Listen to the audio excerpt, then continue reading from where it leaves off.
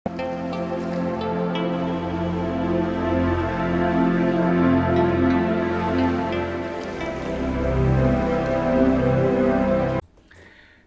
दोस्तों। हम हैं पूर्व जन्म की कहानियों के कथावाचक, past life regression expert, life and leadership coach Hitesh Chhabra. प्यारे दोस्तों, हमारे आज के इस वीडियो के अंदर हम एक ऐसी बहन की पूर्व जन्म की कहानी आप सभी के सामने प्रस्तुत करने जा रहे हैं, जो बहन अपने जीवन में अपनी लालची भाभी से बहुत ही ज़्यादा परेशान है, बहुत ही ज़्यादा दुखी हैं। ये कहती है कि इनकी लालची भाभी इनके जीवन के अंदर एक लीच की तरह है। लीच होती है ना, जोंक होती है, जो वो जीव होता है, पैरासाइट होता है, कि अगर आप कीचड़ के अंदर उतर जाओ तो जो जोंक है वो चिपक जाती है, और जोंक चिपक जाती है तो जिस स्थान पर चिपकती है वहाँ पे क्या होती है, अपने सलाइवा से उस जगह को सुन्न कर देती है। और एक बार वहाँ चिपकी तो अगर आप उसको ना हटाओ तो वहाँ से हटती नहीं है। वहाँ चिपके चिपके वो खून चूसती रहती है, चूसती रहती है, चूसती रहती है, चूसती रहती है, और खाली करती रहती है उस व्यक्ति को जिसका वो खून चूस रही है। तो ये कहती है कि इस जैसे एक जोंक एक व्यक्ति को चिपक जाती है उसके पैर के अंदर और खून चूसती है, बिल्कुल उसी प्रकार से मेरी भाभी है। मेरी भाभी मेरे जीवन के अंदर एक मनी पैरासाइट की तरह है। जैसे मेरे बैंक अकाउंट को ये कहती हैं कि मेरी भाभी जो है ना, जोंक की तरह चिपकी हुई है मुझे, और मेरे थ्रू मेरे पर्स और मेरे बैंक अकाउंट को चिपकी हुई है। और मेरी भाभी को ये होता है कि हर वक्त उसके, मुझे तो ऐसा लगता है कि दिमाग में यही चलता रहता है कि क्या बोल करके पैसे निकलवाऊं, क्या बोल करके पैसे निकलवाऊं, क्या बोल करके पैसे निकलवाऊं। बस कहती है वही चलता रहता है, और रोज एक नई रिक्वायरमेंट जो है इनकी भाभी लेकर के आती हैं, जिसके लिए पैसा मुझे भरना पड़ता है, पैसा मुझे भेजना पड़ता है। ये कहती है कि मैं बहुत ही ज़्यादा इस चीज़ को लेकर के दुखी हूँ। इन्होंने बताया दोस्तों कि इनके परिवार के अंदर बस ये 2 ही भाई बहन हैं, ये और इनके एक बड़े भाई जो कि इनसे लगभग 7-8 वर्ष बड़े हैं, और इनके माता पिता जी हैं। अब ये कहती हैं कि मैं अपने माता पिता के साथ एक मेट्रो सिटी के अंदर रहती हूँ। भारत के अंदर बहुत बड़ा एक शहर है, उसके अंदर ये रहते हैं, और एक बहुत बड़ी आईटी कंपनी के अंदर ये बहन काम करते हैं। बहुत पढ़े लिखे हैं। इन्होंने कहा कि मेरा जन्म जो है वो गरीब परिवार के अंदर हुआ था, लेकिन बचपन से मैंने ठान लिया था कि मैं गरीब नहीं रहूंगी। मैं अपने जीवन में कुछ बड़ा करना चाहती थी, कुछ अच्छा बनना चाहती थी। और मुझे ये था कि मैं पैसों को लेकर के बहुत ज़्यादा डिप्राइव्ड थी बचपन के अंदर, सुविधाओं को लेकर के बहुत ज़्यादा डिप्राइव्ड थी। तो मुझे था कि भाई मैं अच्छा पैसा कमाऊंगी। इसी की वजह से इन्होंने आईटी के फील्ड को चुना। इन्होंने जो है बैचलर्स इन टेक्नोलॉजी किया, और फिर बहुत ही अच्छा स्कोर, बहुत ही अच्छा रैंक इनका आया था। तो मेरिट के ऊपर, और जैसे आपको एडमिशन्स मिल जाते हैं, और कहती कि उस रीति फिर जो है मैं अच्छे से पढ़ाई कर पाई। वहीं पर ये बताती हैं कि जो इनके भाई हैं वो शहर में नहीं रहते हैं, जहाँ पर इन लोगों का जो पुश्तैनी गांव है वहाँ पर इनके भाई रहते हैं। इनसे लगभग 7-8 वर्ष बड़े हैं, विवाहित हैं, 2 बच्चे भी हैं उनके। लेकिन ये कहती हैं कि इनके जो भाई हैं वो कोई भी ढंग का कोई काम नहीं करता, और वो काम करना पसंद भी नहीं करता है। भाई को ये है, गांव के अंदर थोड़ी बहुत ज़मीन है, 1-2 बीघा ज़मीन है, तो उस ज़मीन के ऊपर वो उतनी फसल कर लेता है कि भाई घर के अंदर जो है, अपने घर के अंदर दाल चावल आटा वगैरह जो वो हो जाए, थोड़ी सब्जियां उगाते रहते हैं। तो कहते हैं उसी से ही उनका जो है घर है बस वो चलता रहता है। ना उसको ये है कि बच्चों की कोई फीस पे करनी होती है, ना उसको कुछ और है।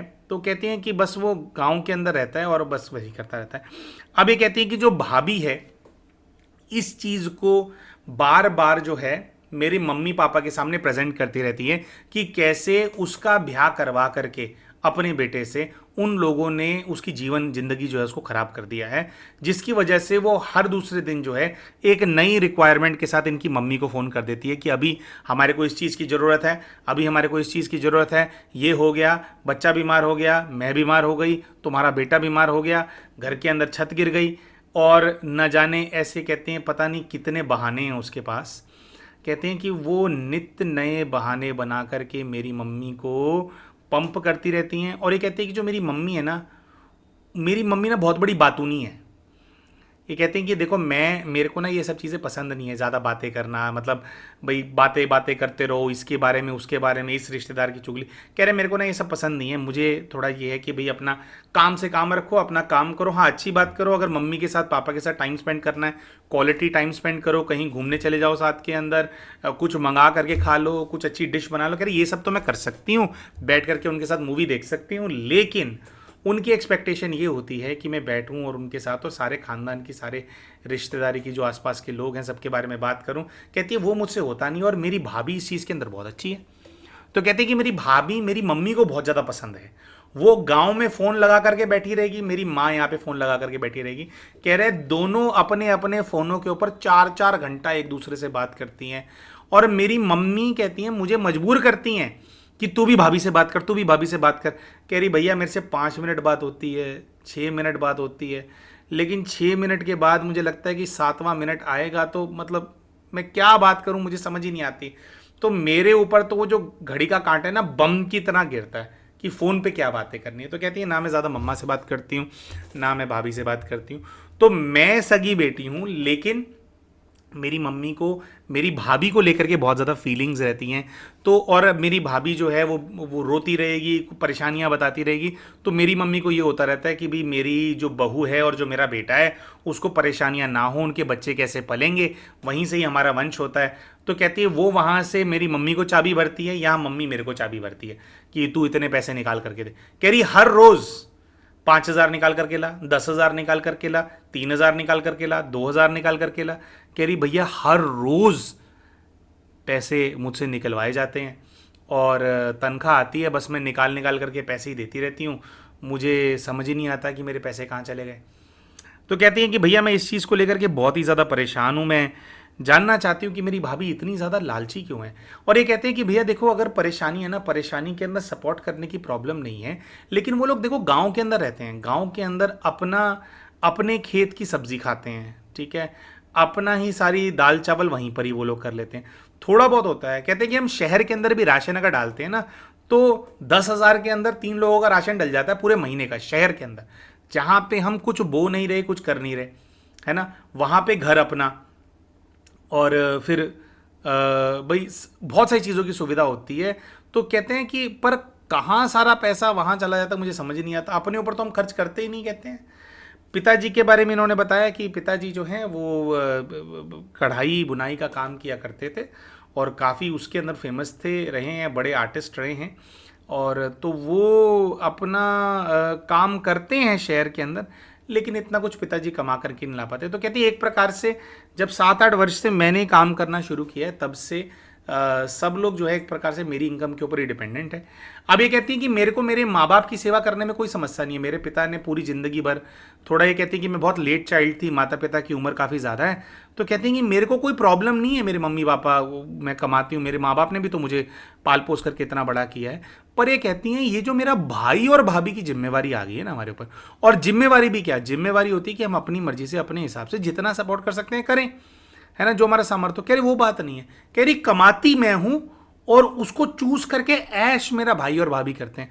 कहते हैं कि मेरा भाई सामने नहीं आता ज़्यादा, लेकिन मैं अच्छे से जानती हूँ कि मेरा भाई भी बहुत बड़ा लालची है, क्योंकि जब से मैंने कमाना शुरू किया, जो वो थोड़ा बहुत काम करता था, थोड़ा बहुत वो कहीं कहीं जाकर के बीच बीच में नौकरी कर लेता था, एडिशनल कैश ले आता था, कह रही कि वो सब कुछ भी मेरे भाई ने करने के लिए बंद कर दिया। हड आराम हो जाते हैं ना, उस प्रकार से जो है वो हो गया है। तो अपने हड बिल्कुल भी हिला करके जो है कहती मेरा भाई जो है वो राजी नहीं है। सो ये जानना चाहती थी कि मेरे माता पिता से, मेरी भाभी से और मेरे भाई से मेरे पूर्व जीवन का ऐसा कौन सा संबंध है कि मुझे पूरी तरह से कामयाब मैं हूँ, सब कुछ मैं हूँ, लेकिन मुझे इतना कुछ जो है वहाँ पे भाई और भाभी के परिवार के लिए करना पड़ता है। तो ये बात ये अपने पास्ट लाइफ रिग्रेशन के माध्यम से जानना चाहती थी। दूसरा ये कहती हैं कि भैया मतलब एक जो मेरी भावना है इस चीज़ के पीछे ये है कि जो भी रिश्ते मेरे जीवन के अंदर आते हैं वो मतलब एक होता है ना कि एक रिश्ता होता है, गहराई होती है रिश्ते के अंदर। कह रही वो बात नहीं है, मतलब मुझे लगता है कि सब ना मतलब जैसे मतलब से जो एक प्रकार से चल रहे हैं। यहाँ पर तो थोड़ा हमने बहन को गाइडेंस दिया कि एक्चुअली में कि वो बहुत ही ज़्यादा जैसे एक महत्वाकांक्षी व्यक्ति वाली पर्सनालिटी है इन बहन की। हमने कहा कि बहन देखो आप खुद तो काम धंधे के अंदर इतना ज़्यादा इन्वॉल्व रहते हो, मतलब जो भी आपका जॉब है, और मतलब अपने करियर के हिसाब से बहुत तेज़ी से इन्होंने ग्रो भी किया। जो प्रमोशंस इन्होंने बताए थे, जो इन्होंने अपनी पोजीशन बताई थी, तो काफ़ी तेज़ी से इन्होंने ग्रो किया है, ऊंचे पोजीशन के ऊपर ये पहुंच गई हैं। तो हमने कहा कि बहन देखो जो इस प्रकार के लोग होते हैं ना, जो कि पोजीशन और इसके अंदर जो अच्छा एक्सेल करते हैं, वो क्या होता है परिवार को जो रिश्ते होते हैं ना उनको उतना टाइम नहीं देते। आप खुद ही बताओ, आपने बोला ना 5 मिनट से ज़्यादा बात करना आपको भारी पड़ता है, भाभी से, मम्मी से भी अगर थोड़ा बहुत वो इधर उधर की बात करती है तो आप नहीं कर पाते। तो बेसिकली वो जो रिश्ते हैं उन रिश्तों के अंदर आप उतना इन्वेस्ट नहीं कर रहे हो, तो रिश्ते के अंदर उतनी गहराई नहीं है, और गहराई नहीं है तो उसकी वजह से जैसा आप उनको एनर्जी देते हो वैसी एनर्जी वो आपको देते हैं। आपको काम से काम मतलब है तो लोगों को भी काम से काम होता है। तो ये बात होती है। थोड़ा इनको यहाँ पे गाइडेंस दिया, लेकिन फिर भी वो जानना चाहती थी कि नहीं भैया कोई तो होगा मेरे लिए। अब कोई तो होगा मेरे लिए पे बहन ने अपने जीवन में आए हुए दो अलग अलग जो इनके प्रेमी रहे हैं, जो बॉयफ्रेंड्स रहे हैं, जिनके साथ ये रिलेशनशिप के अंदर रही हैं, उनके बारे में बताया। तो इन्होंने कहा कि पहले एक लड़का था जो कि मेरे कॉलेज में मेरे साथ था, और वो जो लड़का था उसको मैं बहुत ज़्यादा पसंद करती थी, बहुत ही ज़्यादा इंटेलिजेंट था।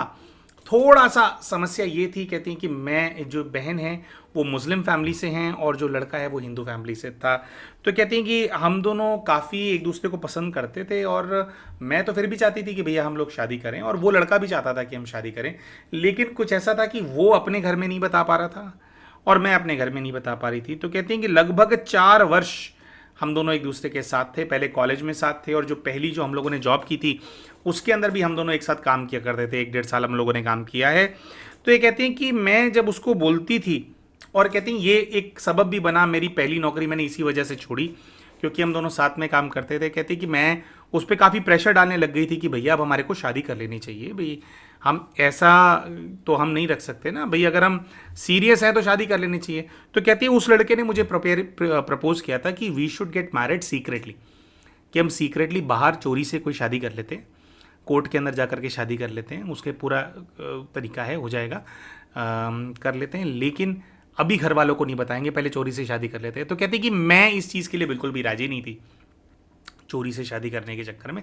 तो इन्होंने कहा कि भाई मैंने उसको मना कर दिया कि भाई ये नहीं है, और मैंने 2-3 महीने तक परस्यू किया कि भाई करेगा या नहीं करेगा। जब उसने क्लियरली बोल दिया कि भाई घर में तो मैं नहीं बता सकता, पर मैं प्यार करता हूँ, मैं पसंद करता हूँ, तो मैं हाँ ऐसे शादी कर सकता हूँ। तो कहती है मेरे को समझ में आ गया कि मेरी ज़िंदगी ख़राब करेगा या खाम का, मैं इसके चक्कर में कहाँ लटकी रहूँगी, मुझसे भी कर लेगा, फिर घर वालों के हिसाब से भी शादी कर लेगा, ये ड्रामे चलते रहेंगे। तो कहती हैं कि फिर मैंने उसको छोड़ने के लिए मैंने वो नौकरी छोड़ दी कि यहाँ पे रहूँगी, इसकी शक्ल देखूंगी, बार बार याद आएगा। तो मैं उसको एक प्रकार से जो है मैंने उसको फिर वो ओके टाटा बाय बाय करके, कहते हैं कि मतलब हम लोग म्यूचुअली उसके अंदर हमने वो हुआ कि हम लोग अलग हैं, और मैं फिर वहाँ से जो है रिज़ाइन करके दूसरी जगह पे चली गई। तो कहती है मैं जानना चाहती थी, 4 साल ये लड़का जो है मेरे जीवन में था और 4 साल मेरी ज़िंदगी के ख़राब करके चला गया, तो ऐसा ये मेरे जीवन के अंदर आया ही क्यों, है ना। जो पहला जो हिंदू लड़का था जिसके बारे में ये जानना चाहती थी, तो एक तो वो है, उसको भी अपने पूर्व जीवन में देखना चाहती थी।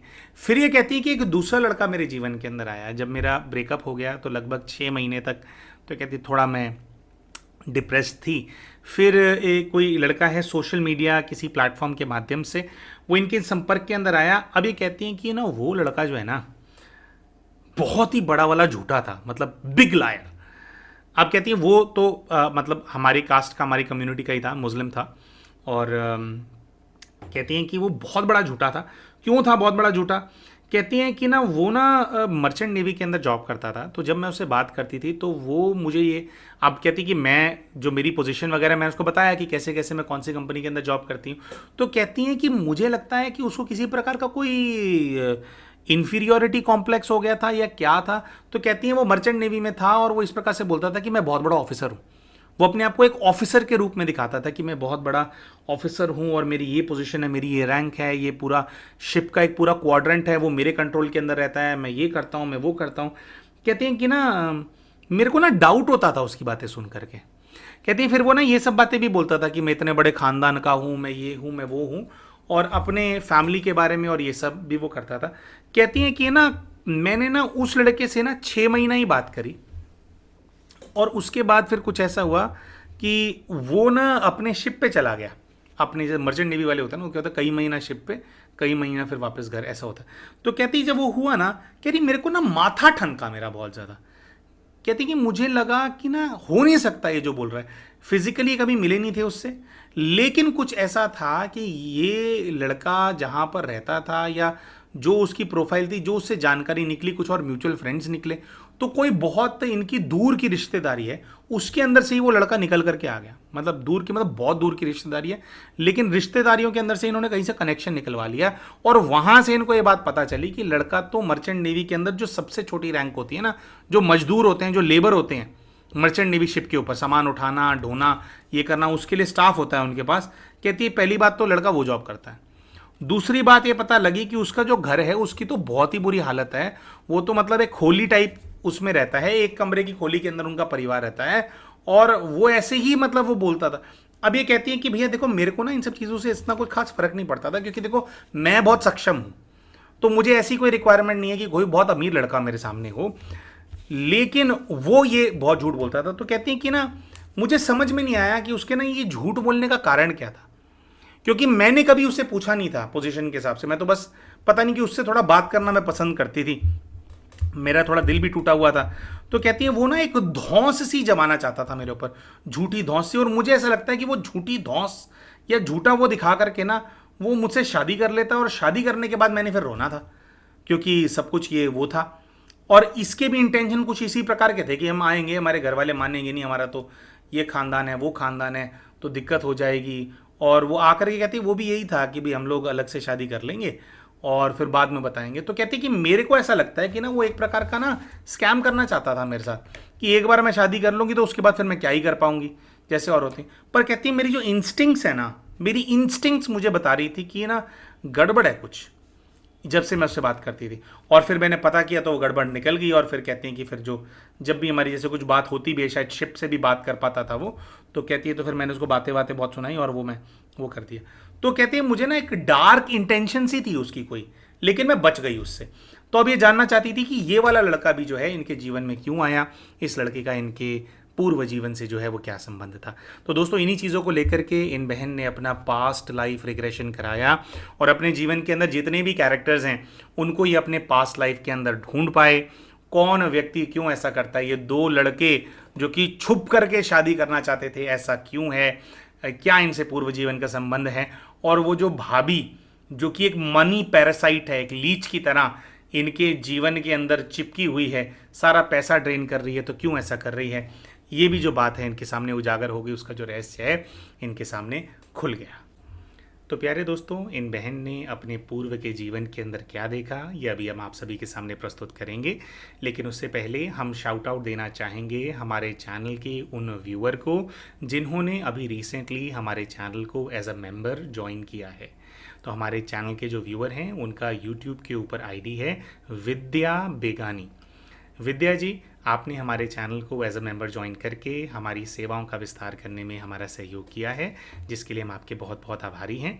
प्यारे दोस्तों, अगर आप भी विद्या जी की तरह हमारे चैनल के मेंबर बनना चाहते हैं तो हमारे इसी वीडियो के नीचे आपको एक ज्वाइन बटन नज़र आ रहा होगा, उसका इस्तेमाल करके आप भी हमारे चैनल के मेंबर बन सकते हैं। इसी के साथ साथ दोस्तों समय समय पर आप सभी के लिए हम बहुत सारे हीलिंग के सेशंस ऑर्गेनाइज करते रहते हैं, लाइव क्वेश्चंस एंड आंसर्स के डिस्कशंस ऑर्गेनाइज करते रहते हैं, और इन सभी सेशंस के जो रेगुलर अपडेट हैं ये हमारे व्हाट्सएप चैनल के ऊपर पोस्ट होते हैं। हमारे व्हाट्सएप चैनल को भी आप हमारे इसी वीडियो के डिस्क्रिप्शन में दिए हुए लिंक के माध्यम से और पिंड कमेंट के अंदर दिए हुए लिंक के माध्यम से आप हमारे व्हाट्सएप चैनल को भी ज्वाइन कर सकते हैं, व्हाट्सएप चैनल को फॉलो कर सकते हैं, ताकि जब भी कभी हम कोई अपडेट आप सभी के साथ साझा करें आप उसको मिस ना करें और हमारी जितनी भी सेवाएं हैं उनका आप लाभ उठा सकें।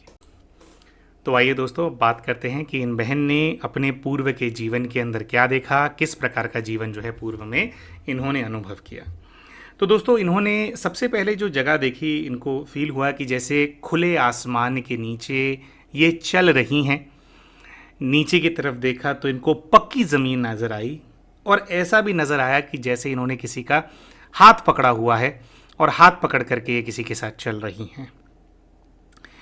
नीचे देखे तो इनको ऐसा नज़र आया कि इन्होंने नीचे वाइट कलर के कोई शूज़ टाइप कुछ पहने हुए हैं। थोड़ा ध्यान ऊपर लेकर के गए तो इनको नज़र आया कि हरे रंग की शॉर्ट्स पहनी हुई हैं, ग्रीन कलर की शॉर्ट्स हैं जो कि इनके घुटनों तक आ रही हैं। और ऊपर देखा तो फ्रॉक पहनी हुई है, एक वाइट कलर की इन्होंने फ्रॉक पहनी हुई है। तो वाइट कलर के शूज़ या बेली जो भी बहनें कहती हैं, ग्रीन कलर के शॉर्ट्स और वाइट कलर की फिर फ्रॉक है जो ऊपर पहनी हुई है। इनको ऐसा नज़र आने लगा कि जैसे रोड जैसा कुछ है जिस पर ये चल रहे हैं, और जिनका इन्होंने हाथ पकड़ा हुआ है वो इनकी माता जी हैं, इनकी माँ हैं। खुद को ये लगभग 14-15 वर्ष की आयु की कन्या के रूप में देख रही थी।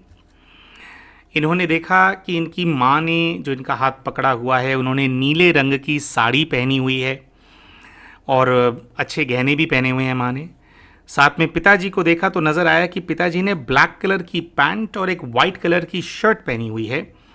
और उनको तरफ जब ये देख रही थी तो ये कहती हैं कि मेरे मम्मी पापा मुझसे बहुत ज़्यादा प्यार करते हैं, और कहीं आज ये लोग किसी फंक्शन या किसी पार्टी को ये अटेंड करने के लिए जा रहे हैं, इनका जो परिवार है, माता पिता और पुत्री। और फिर कुछ इनको ऐसा फील होता है, अपने आप ही ये बोलती हैं कि my name is Neha, Neha नाम है, और मम्मा कह रही है कि बच्चे थोड़ा तेज़ चलो। अब ये देखते हैं कि ये किसी के घर जा रहे हैं, जिस व्यक्ति के घर जा रहे हैं उसका घर बहुत बड़ा घर इनको नज़र आता है। एक बहुत बड़ी कोठी बनी हुई इनको नज़र आती है।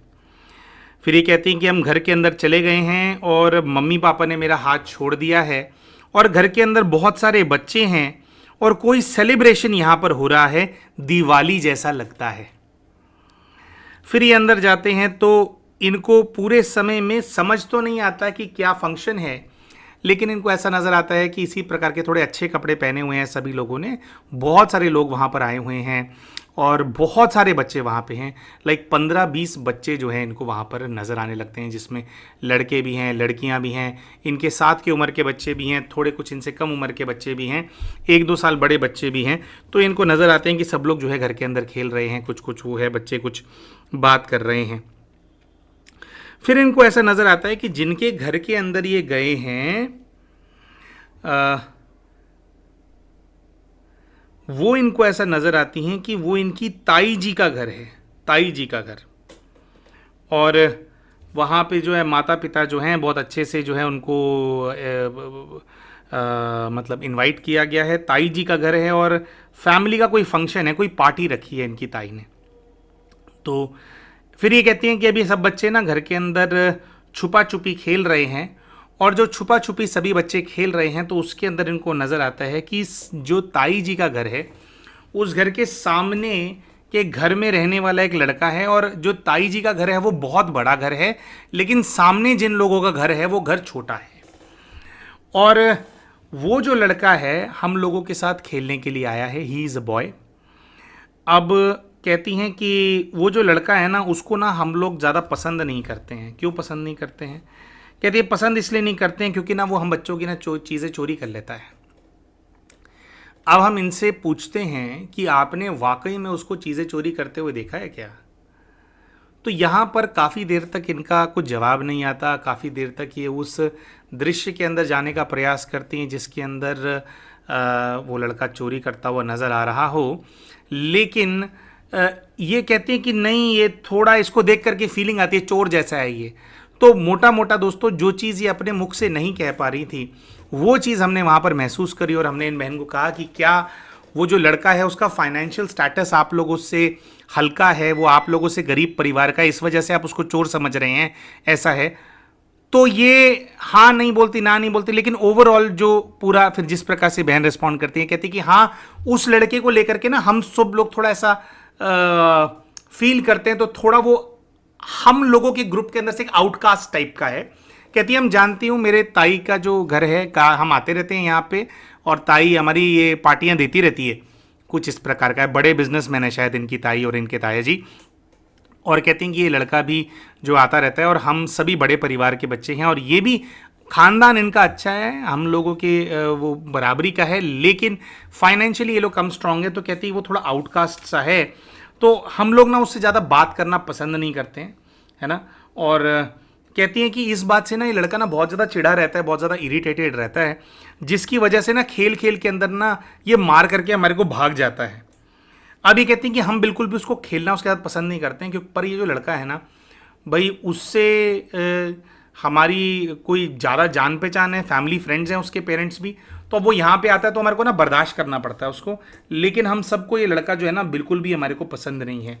दोस्तों यहाँ पर जो मूल कारण है उस लड़के का जो नज़र आ रहा था वो कुछ ऐसा था कि फाइनेंशियल स्टेटस कम था, जिसकी वजह से उस लड़के को लेकर के ये सब लोग नेगेटिव थे। और जब आप किसी को लेकर के नेगेटिव होते हो तो सामने से फिर वो व्यक्ति जो है, एक चिड़न होती है कि भी मैं पार्ट नहीं हूँ इस ग्रुप का, उसको लेकर के शायद वो लड़का फिर इन लोगों के साथ लड़ाई झगड़े करता था और मारपीट करता था। मारपीट मतलब जैसे कि खेल खेल के अंदर थोड़ा वो कर दिया, थोड़ा बुली कर देता था। तो ये कहती है कि मैं इस चीज़ को लेकर के ना बहुत ज़्यादा वोकल हूँ, मैं ना उसकी बहुत ज़्यादा शिकायतें लगाती हूँ, और कोई ऐसी चीज़ है शायद उसने चुराई या शायद खेल खेल में उसके हाथ में आ गई अभी, तो मैंने घर के अंदर ये बात फैला दी है कि इसने ये वाली जो चीज़ है उसको चुराया है। उसकी मैंने शिकायत लगाई है अपनी ताई से, अपने माता पिता सबको लेकर के आ गई हूँ, और मैं कह रही हूँ कि देखो इसने चुराया है, तो उसके हाथ में है लेकिन वो कुछ बोल नहीं पा रहा है। अब ये कह रही है कि वो ना ही इज़ वेरी एम्बेरस्ड, बहुत ज़्यादा उसकी बेइज्जती हो गई है यहाँ पे, और उसका जो परिवार है उसका परिवार भी बहुत ज़्यादा बेइज्जती महसूस कर रहा है। और ये कहती है कि मैं उस लड़के की आंखों में देख रही हूँ तो मुझे ऐसा दिखाई दे रहा है कि वो ही इज़ थिंकिंग कि मैं अकेले में बताऊंगा इसको, कभी ये अकेले में मिलेगी ना मेरे को तब मैं बताऊंगा, तब मैं इससे बदला लूंगा। और ये कहती हैं कि फिर मुझे आगे का दृश्य नज़र आ रहा है कि जब भी हम लोग मिलते हैं या जब भी उससे आमना सामना होता है या वो दूर से देखता है तो वो दूर से देख करके कुड़ता रहता है, और उसके मन में यही भाव चलते हैं कि एक बार मेरे हाथ लग जाए ना तो मैं बताऊंगा, मतलब एक बार कुछ ऐसा हो कि फंस जाए, जैसे वो पंजाबी में बोलते हैं ना, एक बारी मेरी जाड़ हिट आ गया ना फिर मैं तेनों दसूंगा, कि एक बारी तो आजा मेरी दाढ़ के नीचे फिर बताता हूँ तेरे को, मैं अच्छे से चबा जाऊंगा। तो कहती है उस प्रकार की एक ना भावना मुझे जो है नज़र आ रही है उसके आंखों के अंदर। पर ये कहती है कि हम बहुत सारे फ्रेंड्स हैं, वो मेरा कुछ नहीं बिगाड़ सकता, हमारे बहुत सारे फ्रेंड्स हैं, हम 15-20 हैं, हम में से कोई अभी अकेला होता ही नहीं है, हम लोग साथ में ही घूमते हैं, और हम कौन सा यहाँ पे रहते हैं, हम तो यहाँ पे रिश्तेदारों के घर पे आते हैं फिर चले जाते हैं। तो कहती हैं कि एक बहुत लंबे समय तक का मुझे ऐसी फीलिंग आ रही है कि वो इस मन में इस एक द्वेष को, एक दुश्मनी की भावना लेकर के वो करता रहा। वो हमें नुकसान पहुँचाना चाहता था, लेकिन क्योंकि कभी हम उसको अकेले मिले ही नहीं, कभी ऐसी परिस्थिति हुई नहीं, तो वो किसी प्रकार का कभी भी नुकसान जो है वो पहुंचा नहीं पाया, क्योंकि हम सब लोग इकट्ठे रहते थे। तो दोस्तों अभी तक का जो पूरा दृश्य है, इसके अंदर जो सारे कैरेक्टर्स इनको नजर आए, एक बार आपके सामने प्रस्तुत कर देते हैं। दोस्तों ये जो लड़का इनको नजर आया जो थोड़ा सा ही फाइनेंशियली वीक था, जो कि एक आउटकास्ट था इनके ग्रुप के अंदर, जिसके मन में भावना थी कि कभी ये आएगी ना, जब अकेले में फंसेगी ना तब बताऊंगा मैं इसको, तब इनको नुकसान पहुंचाना चाहते थे। दोस्तों इसी लड़के को इन बहन ने उस लड़के के रूप में देखा इस जीवन में, जो कि मर्चेंट नेवी के अंदर था, जो कि छोटी पोजीशन के अंदर था, लेकिन इनके सामने नाटक करता था कि मैं कोई बहुत बड़ा ऑफिसर हूँ मर्चेंट नेवी के अंदर। इनके सामने अमीर होने का नाटक करता था और इनके साथ शादी करना चाह रहा था, जिससे इनको ये सेंस होता था कि कुछ ना गड़बड़ है यहाँ पर। दोस्तों यहाँ पे कहीं ना कहीं शायद वही वाली एनर्जी अपना काम कर रही थी, जो पिछले जन्म में उस लड़के के मन के अंदर भावना रह गई होगी कि एक बारी अकेले में ये मेरे हत्थे चढ़ जाए ना तो फिर मैं उसको बताऊंगा। और वाकई में अगर ये उसके हत्थे चढ़ जाती, यानी कि अगर इनका उससे विवाह हो जाता या उसके साथ ये आगे रिलेशनशिप के अंदर एंगेज हो जाती, तो उस लड़के ने इनको बहुत ही ज़्यादा बुरे दिन दिखाने थे। तो कहीं ना कहीं इनको ये बात समझ में आ गई, और वो जो लड़का है, मतलब एक ये जो दुख था इनके मन में कि क्यों मेरे जीवन में आकर के निकल गया, मेरे साथ साथी क्यों नहीं बना, उसको जब ये अपने PLR से उठी थी तो इन्होंने कान पकड़ कर कहा था कि भैया बहुत अच्छा हुआ ये तो चला गया, ये तो मेरा जैसे जन्मों जन्मों का दुश्मन था, मेरा पति बनने वाला था, मैं बच गई। तो ऐसा इनको नजर आया। फिर जो माँ बाप इनको वहां पर नजर आए थे दोस्तों, वो माता पिता इनको इस जीवन के माता पिता के रूप में ही नजर आए थे।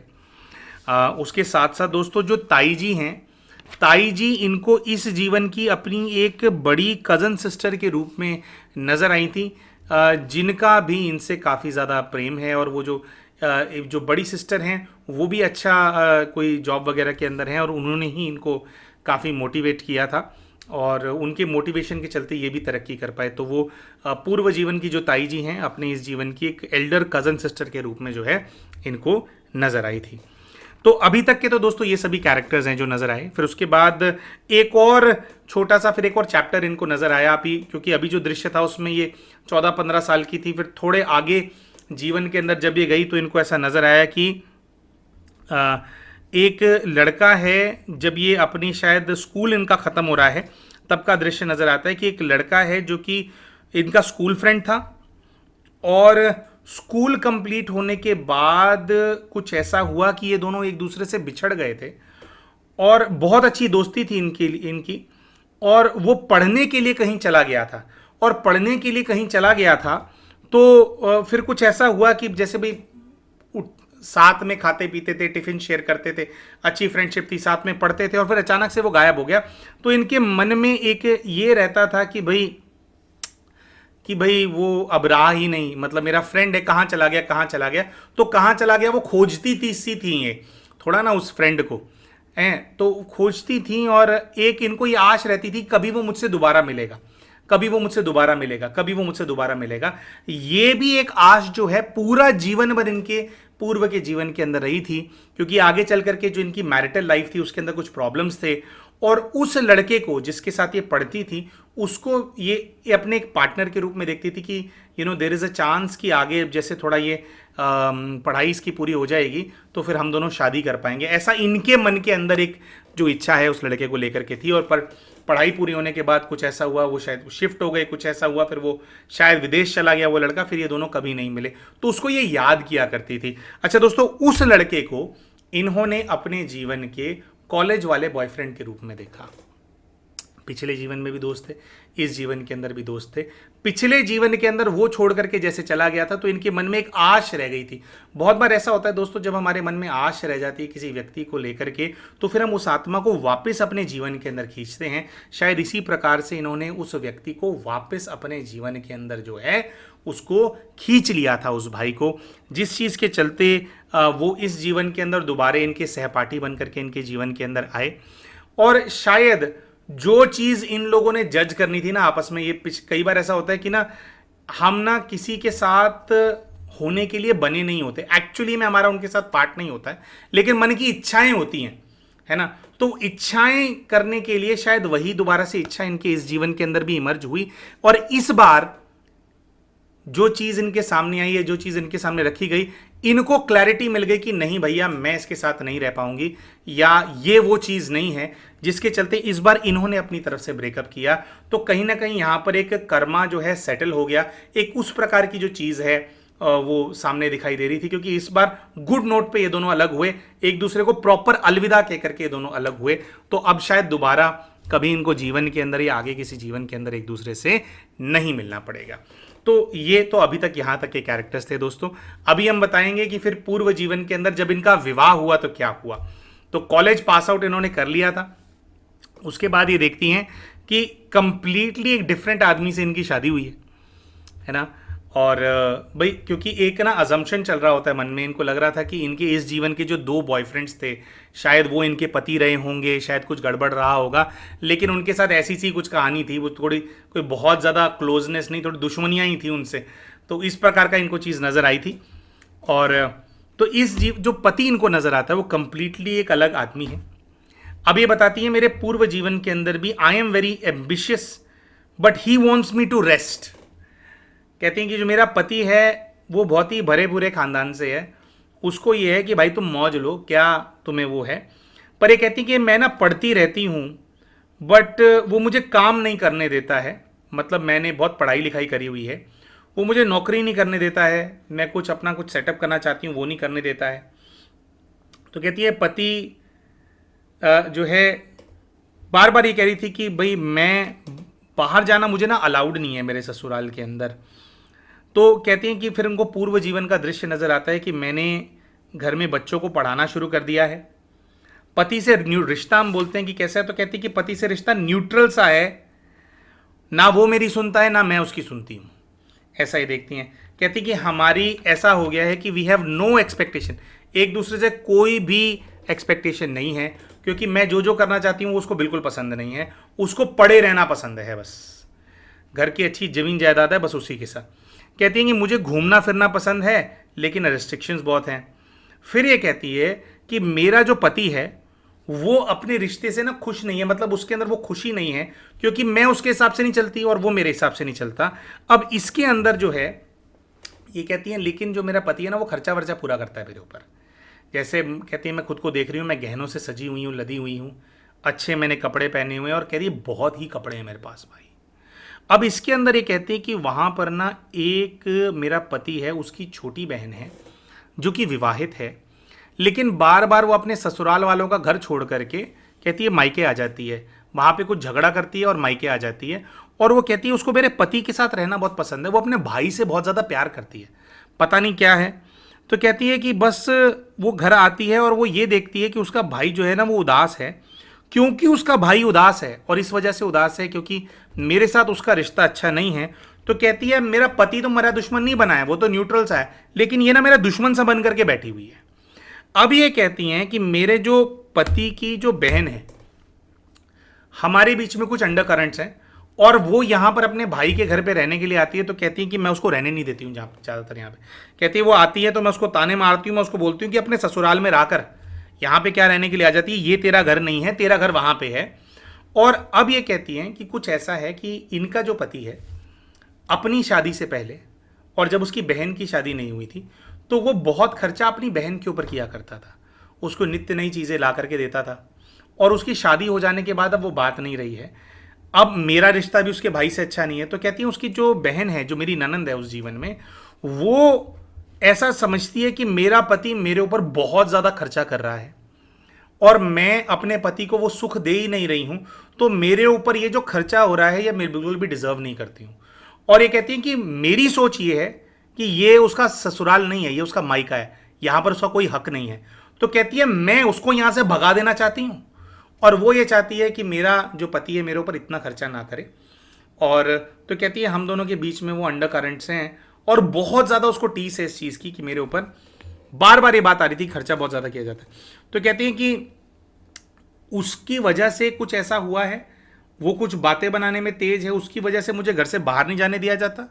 तो क्योंकि मुझे घर से बाहर नहीं जाने दिया जाता, मुझ मेरी आज़ादी जो है वो कॉम्प्रोमाइज़ हो गई है उसकी वजह से, उसकी बकवास की वजह से। इसी प्रकार का इन्होंने कुछ बोला कि बहुत बकवास करती है वो, उसकी वजह से हो गई है। और कह रही इसकी वजह से मैं उसको इस घर में नहीं रहने देती, ससुराल से यहाँ पे आती है 2 दिन में ही भगा देती हूँ उसको मैं। तो ये कहते हैं कि भाई ये सारा ऐसा दिखाई दे रहा है और इसी प्रकार का बस एक जीवन सा दिख रहा है, ना बच्चे हैं ना कुछ है, और पति परेशान, मैं परेशान, उसकी बहन परेशान। अब दोस्तों ये जो पूरा जीवन इनको यहाँ पे नज़र आ रहा था, इसके अंदर जो पति और पति की जो बहन है उनको इन्होंने आइडेंटिफाई किया। जो इनको पूर्व जीवन के अंदर पति नज़र आ रहा था वो इनके इस जीवन का भाई दिखाई दिया, और पूर्व जीवन में जो पति की बहन नज़र आ रही थी वो इनके इस जीवन के अंदर पति की, इनके भाई की इस जीवन में पत्नी नज़र आई, यानी इस जीवन की भाभी।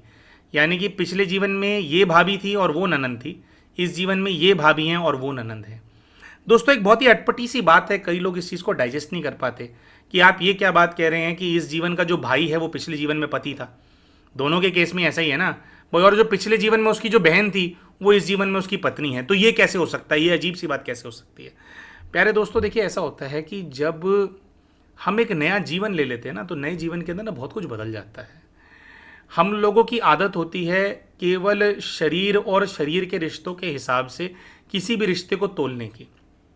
एक्चुअली में हम जो एक दूसरे के साथ जन्म लेते हैं, हम लोगों के जो रिश्ते होते हैं ना दोस्तों, वो शरीर के कम होते हैं, वो आत्मा के रिश्ते ज़्यादा होते हैं। क्योंकि वैसे भी पूर्व जीवन के अंदर जो शरीर था वो तो भस्म हो गया ना। किसी का शरीर जो है, मतलब वो क्या बोलते हैं, 10 गज ज़मीन के नीचे है। किसी का जो शरीर है वो राख हो चुका है, किसी के शरीर ने जल समाधि ले ली है ना। तो वो जो शरीर है पिछले जीवन का वो खत्म हो चुका है, और जो आत्मा है, आत्मा गोज ऑन। और आत्मिक रिश्ते के हिसाब से देखा जाए तो सभी परमात्मा की संतान है। आत्मिक रिश्ते के हिसाब से तो सभी भाई हैं, है ना। सभी एक दूसरे के ऐसे वो रिश्तेदार, पिता परमात्मा हम सब का पिता और हम सब उसके बच्चे, सब उसके भाई। तो ये जो रिश्ते हैं वो बदलते रहते हैं। बहुत सारे प्यारे दोस्तों हमने ऐसे केसेस भी देखे हैं जिसके अंदर ओवर पोजेसिव माएँ होती है ना, बच्चे होते हैं उनकी, बेटे होते हैं उनकी, माँ बहुत ओवर पोजेसिव होती है, बहू को बर्दाश्त नहीं कर पा रही होती माँ बहू को सौतन की तरह ट्रीट कर रही होती है, जैसे बहू नहीं है सौतन है। एक्चुअली में वो माँ बेटे पिछले जन्म के पति पत्नी होते हैं। तो ये जो है, ये चीज़ होना कोई बड़ी चीज़ नहीं है। ऐसे हमने बहुत सारे केसेस के अंदर होता हुआ देखा है।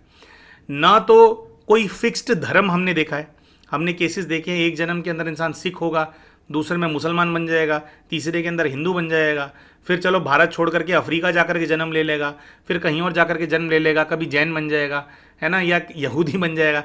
तो ये जब आत्मा जो है शरीर बदलती है, उसके जहाँ जहाँ पर उसके हिसाब किताब होते हैं, हिसाब किताब के अनुसार आत्मा वहाँ जाती है। एक्चुअली में बात यह है कि आत्मा टाइम स्पेंड करना चाहती है, किस आत्मा के साथ, किसके साथ उसको लगता है कि मेरी बनती है और कौन मुझे पसंद है पर से वो होता है, और फिर वो किसी भी रिश्ते के अंदर वो आत्मा जो है आपको मिल सकती है। अच्छा, अब इनके केस के अंदर देखा जाए तो दोस्तों ऐसा था कि पिछले जीवन के अंदर वो ननन थी, उसको ये दिक्कत थी कि मेरी भाभी के ऊपर खर्चा कर रहा है, भाई को खर्चा मेरे ऊपर करना चाहिए, और वो अपने भाई के साथ बहुत ज्यादा रहना चाहती थी। तो ये अब कैसे संभव है? अगले जन्म में पत्नी बनकर के आओगे तभी संभव है ना, बहन बनकर के आओगे तो फिर ब्याह देंगे कहीं पे। तो इस प्रकार का था, और शायद उस आत्मा ने जो इतना ज्यादा वो देखा ना कि मेरी भाभी मुझे निकाल देती है और सारा पैसा मेरे भाई का वो खा रही है, तो इस जीवन के अंदर इनकी जो भाभी है, शायद वही पैसा, वही जो उसके माइंड के अंदर जो फंसी हुई है, उस आत्मा के अंदर जो चीज़ फंसी हुई है कि मुझे इससे वापस लेना है, शायद वही सब कुछ इनसे वो खींचने का प्रयास कर रही है। दोस्तों यहाँ पर क्या मतलब ये है कि अपनी तनख्वाह उनको देती जाए, बांटती जाए? नहीं, ऐसा हम बिल्कुल भी नहीं कह रहे हैं। इनको इनकी स्पिरिचुअल गाइड से गाइडेंस मिला। स्पिरिचुअल गाइड ने इनको विशेष ये गाइडेंस ये दिया कि बच्चे आप उनसे बात करना बंद करो। जो 5 मिनट भी आपकी माँ बात करने के लिए बोलती है, आप उनकी एनर्जी के अंदर नहीं रहो, उनसे इंटरेक्शन के अंदर नहीं रहो, और माँ जो बातें बोलती है उसको आपको अनसुना करना पड़ेगा। माँ कितनी भी परेशानी बताए, आप पैसे नहीं दो। स्पिरिट गाइड ने यह भी बोला कि पैसा एकदम से आप देना बंद नहीं कर पाएंगे, लेकिन अगर वो 10 मांगे तो 5 निकाल करके दो, 5 मांगे तो 2 निकाल करके दो, 2 मांगे तो 500 निकाल करके दो। अपनी कुछ परेशानियां मंद गड़ंद बना करके उनको बताना शुरू करो, क्योंकि वो तुम्हारा हिसाब किताब ऑलमोस्ट पूरा हो चुका है, वो बहुत कुछ तुमसे ऑलरेडी खींच चुकी है। लेकिन उस आत्मा का संस्कार बन गया है तो वो मांगना बंद नहीं करेगी, तुम्हें ही कंट्रोल करना पड़ेगा।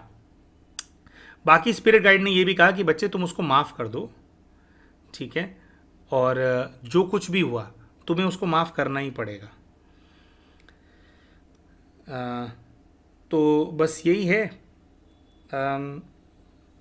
तो बस यही है दोस्तों कि स्पिरिचुअल गाइड ने माफ़ करने के लिए बोला, और बस उनको ये बोला कि बार बार उनके तरफ से ये आ रहा था कि पैसे तुम्हारे को और नहीं देने हैं, तुम्हारे पैसे की वजह से वो कह रहे हैं, बल्कि इनके स्पिरिट गाइड ने बताया कि इनके पैसे जो वहाँ जा रहे हैं उसी की वजह से इनका जो भाई है वो निकम्मा भी बन गया है, उसकी वजह से काम, जो कि पहले भी सामने क्लियर था इनकी बातों से, लेकिन वो बन गया है। तो पैसे देने के लिए स्पिरिट गाइड ने कहा कि धीरे धीरे जो है कम कर दो और अपने आप को विड्रॉ करना शुरू करो, मत फंसे रहो इस चीज़ के अंदर। उन्होंने ये भी कहा कि तुम्हारी माँ से तुम्हारे को लगता है कि तुम्हारा रिश्ता ख़राब हो जाएगा अगर पैसे नहीं दोगे, लेकिन ऐसा नहीं है। जब तुम पैसा देना बंद करोगे तो सही जो सत्य है तुम्हारी माँ के सामने भी वो आ जाएगा, क्योंकि तुम्हारी जो भाभी है फिर वो अलग तरीके से बात करना शुरू करेगी, तो तुम्हारी माँ का भी कुछ उनके भ्रम में है, वो भ्रम तुम्हारी माँ का टूट जाएगा, लेकिन तुम पैसा देना बंद करोगी तभी। इसी के साथ साथ दोस्तों जो इनका पास्ट लाइफ रिग्रेशन है वो फिर ख़त्म हो जाता है, वो पूरा हो गया, सेशन संपन्न हो गया। हम आशा करते हैं कि जो ये कहानियाँ हम आप सभी के लिए लेकर के आते हैं ये आपको अच्छी लगती होंगी। दोस्तों अगर आप भी अपना पास्ट लाइफ रिग्रेशन कराना चाहते हैं या काउंसलिंग का सेशन बुक करना चाहते हैं, तो हमारे इसी वीडियो के अंदर स्क्रीन के ऊपर आपको ऊपर हमारा एक व्हाट्सएप नंबर नज़र आ रहा होगा, जो कि है 9518081745। इसके ऊपर व्हाट्सएप मैसेज भेज करके आप हमारे को संपर्क कर सकते हैं। जब आप हमारे को व्हाट्सएप मैसेज भेजेंगे तो हमारी जो टीम है, हमारी टीम में से हमारे कोई जैसे प्रभा बहन करके हैं, वो हमारे साथ काम करती हैं, वो आपको रिप्लाई करेंगे, आपके जो क्वेरी है उसको वो आंसर करेंगे, किस प्रकार से आप सेशन को स्केड्यूल करा सकते हो उसकी सारी जानकारी जो है आप व्हाट्सएप मैसेज करके प्राप्त कर सकते हैं। कृपया इस नंबर के ऊपर फ़ोन कॉल्स ना करें, क्योंकि फ़ोन कॉल्स इस नंबर के ऊपर नहीं उठाए जाते हैं, बहुत सारे फ़ोन कॉल्स आते हैं तो वो उठाना संभव नहीं हो पाता है। व्हाट्सएप पे मैसेज के अंदर चैट के माध्यम से ही आप जो अपनी क्वेरी है वो पूछ सकते हैं, और उसका रिस्पॉन्स भी, उसका जो रिप्लाई भी है वो मैसेजेस के माध्यम से ही आता है। और एकदम से ज़रूरी नहीं है कि रिस्पॉन्स आए, लेकिन अगर आपने आज मैसेज भेजा है तो आज के दिन के अंदर ही प्रयास किया जाता है कि जो आपकी क्वेरी है उसको जो है उसका जो है उत्तर हमारी जो टीम है आप तक पहुंचा दें। तो आशा करते हैं दोस्तों कि वीडियो बहुत पसंद आया होगा, तो वीडियो को लाइक करना ना भूलें, चैनल को सब्सक्राइब करना ना भूलें, और कमेंट करके ज़रूर बताएं कि जो कहानी हमने आपके सामने प्रस्तुत करी इसमें आपको क्या अच्छा लगा। मिलते हैं आप सभी के साथ अपने अगले वीडियो के अंदर, तब तक के लिए नमस्कार।